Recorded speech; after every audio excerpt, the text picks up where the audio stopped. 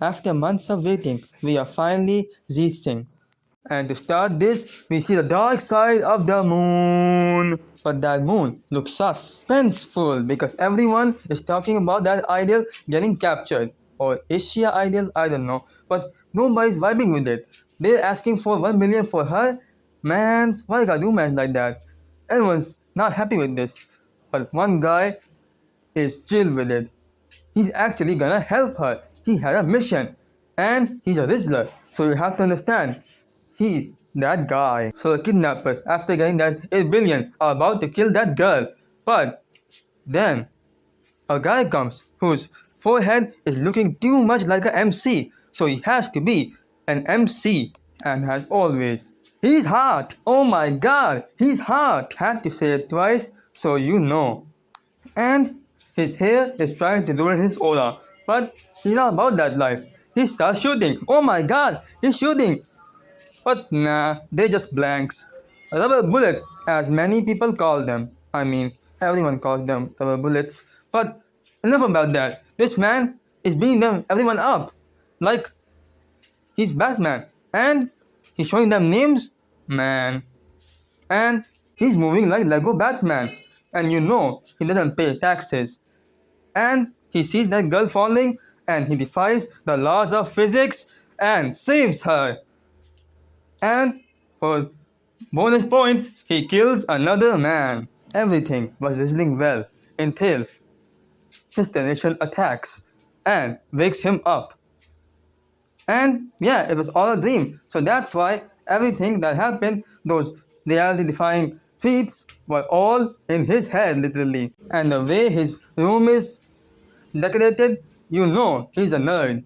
I mean, who reads simple magic tricks to impress girls? Like, who reads that? That's not peak, but I might need that for my own uses to impress some girls. So yeah, this guy is kind of a loser, but he wants to help everyone, even in real life. But his sister isn't about that. She doesn't want her brother to get hurt and tells him to get his act together. And this guy isn't vibing with that. He wants to dream. But his idol says the same thing, so he's on to dreaming some more. In an office, he makes a girl happy.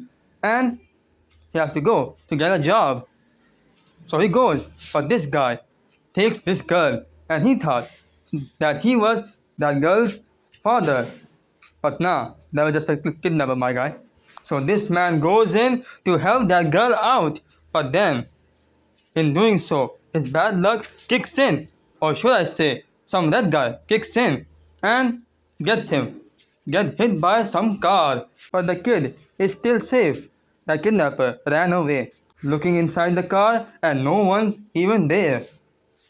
So, something is sus. And his sister is vibing with this. She doesn't want her brother to get hurt.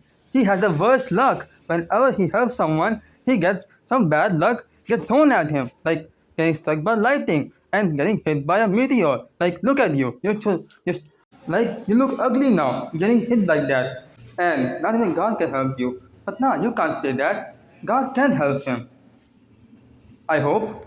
But nah, even after all that roasting, this guy still wants to help. My guy, back on the crime scene, nothing is making sense. But it will make sense if you think about the otherworldly, like nightmares attacking people. And why are you so sus, man? Like, why are you smiling like that? I don't trust you. Meanwhile, in the hospital, we see someone moving in and no one is noticing them. And our main character is horrified. I mean, I will be looking at PNGs too if I saw that. Like, look at my guy. Bro's blurry now. So scared. And our main character runs because this guy has a blicky and he isn't about that life in real life. And he runs and no one is in the hospital. For that matter, no one is anywhere. He's all alone. And meanwhile, this monster is moving like a slasher villain. And our main character reaches a door that looks just like the door that the monster came out of. And main character sees a familiar scenery. A girl is hostage. So he understands that it's his dream. And he's that guy in his dream. But that moon is looking sus. So I would advise to do not do that. but he doesn't listen to me and goes for a kick and gets embarrassed. Man, in your own dream, mid, and his hand gets turned to liquid. His imagination isn't helping him. And in real world, he's not getting help either. He's getting beaten up in the real world and in the dream world, and his heartbeat is going zero. And everyone in the dream world is roasting him for just living in the dream world and never even able to help anyone. He doesn't have a will to live. He doesn't deserve to live. And yeah, this monster is rage baiting my guy. Mid. But he is still alive. As long as he's alive, he can do anything. And we see a door and a woman drag him into that door. And we see a vintage looking place. And there we see a person that our boy kind of recognizes his voice. It's Commander Zero. And that man gives this man a new belt. But is it a belt though? Nah, man, it's a waist. Beanie? I don't know what it is. But it jumpstarts his life in real life. And he aura walks to the monster and gives him a mean punch. And that suit is looking good. In this lighting, at least. I mean, it looks good everywhere, but still. And a jump cut later, and this man is slamming that boy to the ground. And he's horrifying and firing it up. And he starts bullying that man, pulling the rug under him literally and kicking that boy to next Friday. Now he can watch Ultraman. But before that, get this, kick my guy. And after some more humiliating combos, this man gets chained. But nah, this man in his dream has Uno reverse. And he Uno reverses that chain onto the monster. And pulls him to a whole new world. A world of pain and misery. Only I can control it, and you get rider kicked. This is Kamen Rider zeztz. And then he wins. I know it didn't rhyme, but still, these boys are talking about some mysticism, and the girl isn't about that life, and she goes away. She doesn't want to be a part of this case anymore. She wants some realism in her life. And the red guy who started this is just nonchalant. He's like, that happened. Anyway. But after our boy checks his chest and screams at a little girl, we see that it was all real and wasn't a dream. And old buddy sees it too. And yeah, get ready for your next mission because we are getting a bike, which looks cool. So yes, you all, it's our first review of a Kamen season. That isn't a movie or a show. So yeah, and for being that, it's actually good.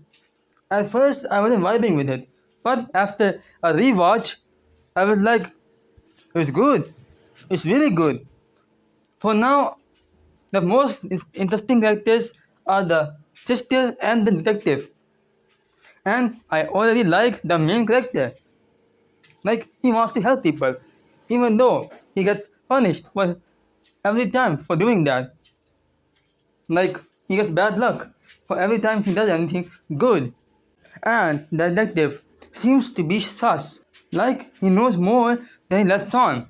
Like, all of these papers he has. Like, it's like he has a personal vendetta. Or he knows, maybe he is a part of that agency that governs over all the dream worlds. So yeah. And that sister girl. Maybe. I don't know. She has. She might know something. Like, she knows something important. The way she acts. And the way she wasn't in this episode very much. It seemed like she's gonna be important. And that white girl that was wearing all white that pulled our main character in that door that led to the agency. Like, she seems important too. But I have some gripes. But isn't the episode's fault.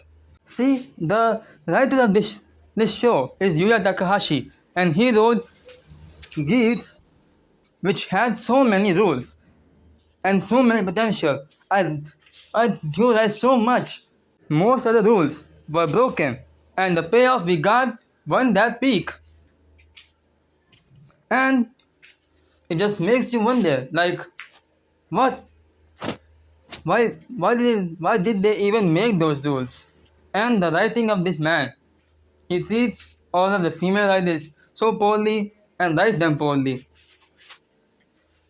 Like Neon, everyone says that he's a good character, but no, she is a good character, but after a while, she gets thrown in the background and doesn't do anything, and her arc ended so badly. Like she made up with her mother, like she hurt you, brother. She hurt you, sister. Don't do that. And this writer made Outsiders, which was made and write comments. A mobile game that could have been peak, but no. And all the Geeks V cinemas and side specials were bad and were made by him. And all those 01 movies, V cinemas, yeah, they were made by him too. Like, he likes being edgy boy. He does things edgy, and when he actually has to write a story, he does subpar with it. But that isn't his fault. With 01, it was COVID. And with Gates, it might have been with studio meddling. Like, Studio always does that. So maybe with Zeets having a hell of a time, filming a hell of a time, like Gav, he might have cooked something. Like maybe he can actually write a good show like X8 and 01. And I love 01.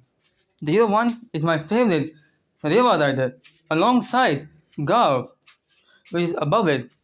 But if COVID never happened, it could have been even better. But hey, it is what it is. So yeah, I love the suit too. The suit is sleek and modern. And the sash thing, the belt on being on the chest, like I don't care for it, but it gives us a scarf design. Like it looks like he has a scarf, which reminds me of Ichigo, and I love Ichigo. So with that, what are your thoughts? Write them down in the comments below. And I'll catch you hoppers next time. Bye bye hoppers. And why is Zeez screaming like a girl? It's okay, I scream like a girl too. But I'll need that book about learning simple magic tricks to impress girls. Like, hit me up, my guy. Help a hopper out. Help a hopper out. Zeez, Zeez.